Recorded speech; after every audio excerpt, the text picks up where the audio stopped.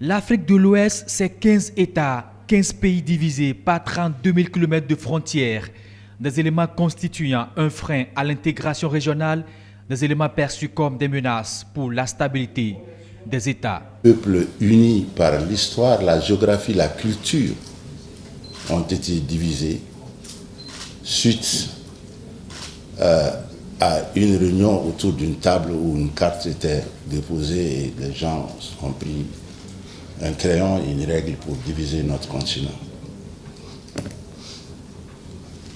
L'objectif du programme Frontières de l'Union africaine, quand nous l'avons lancé, j'étais avec le président Alpha Oumar Konaré, c'est de faire des frontières passer du stade de barrière au stade de passerelle.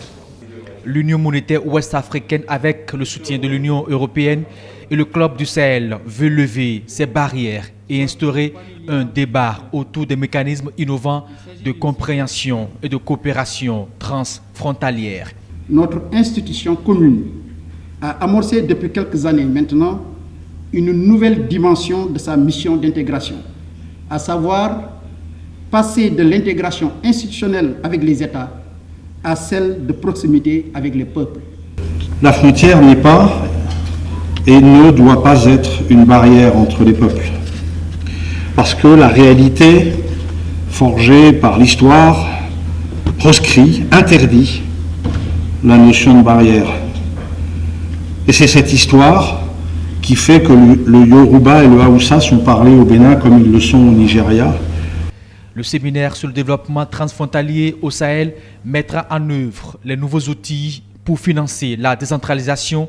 Elle serait le mécanisme nécessaire à la concrétisation des projets transfrontaliers. Les collectivités locales auront en charge, le Conseil des collectivités locales, de mettre en place des cadres de concertation, de créer des intercommunalités pour que toutes les situations liées à la réticence ou à la méfiance soient levées.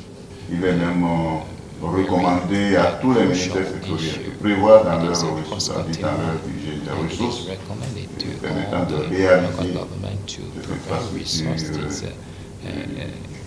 socio-économiques, des infrastructures communautaires. 2 jours d'échange pour mettre en lumière les nombreuses potentialités des espaces frontaliers de l'Afrique de l'Ouest.